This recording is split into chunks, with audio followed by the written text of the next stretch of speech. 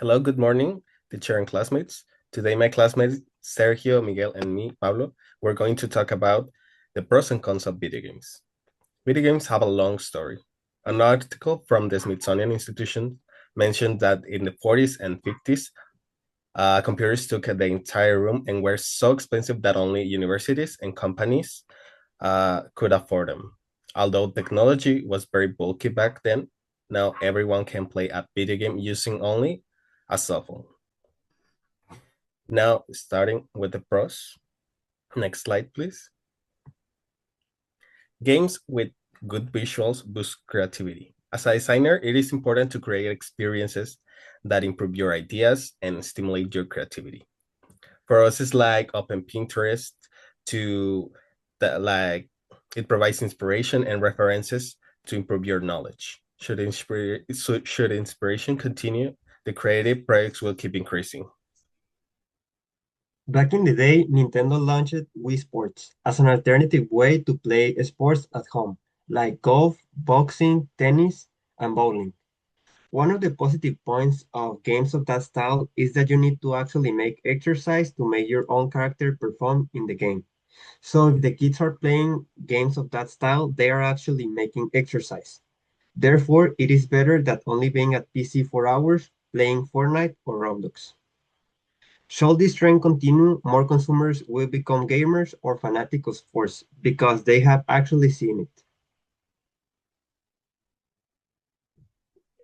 According to a study by Charles Ronaldo, video games tend to train a person's mind by doing actions and puzzles that require thinking problem solving in a short time, thus improving their intelligence in problem solving, cognitive aspects, and time management. This supports the argument that video games are a helpful tool for exercising our analytical skills. Were this knowledge to be known more widely, more people will be interested in trying video games. Now, let's see some cons. One major concern regarding video games involves their impact on children's emotional regulation.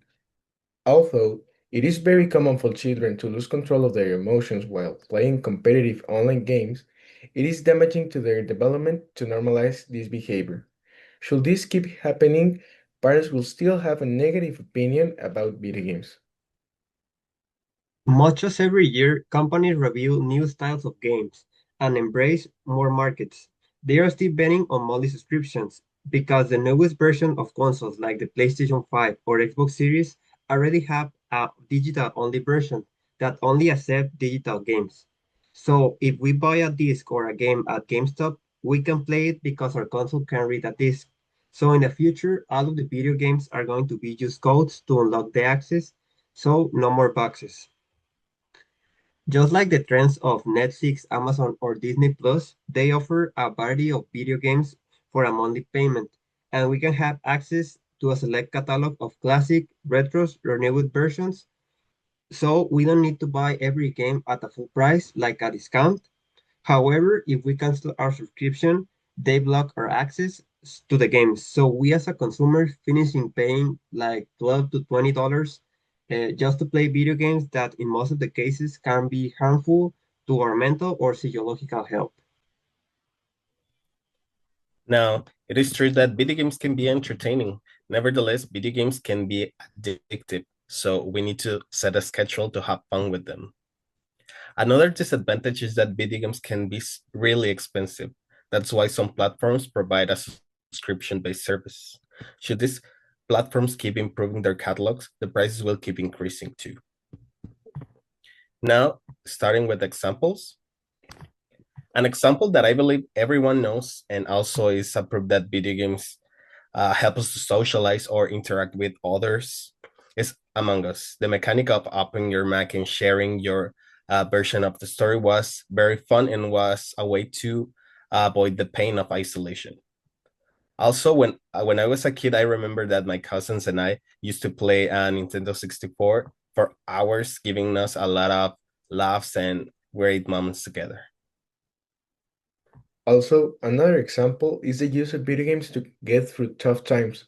For example, games like Celeste focus on depression and how it feels to be lost in it, therefore guiding you to an exit way. In conclusion, as has been shown, despite video games being the ultimate tool for exercising our minds and having a good time simultaneously, they can harm the way children develop the management of their emotions, leading to aggressive behavior in the future.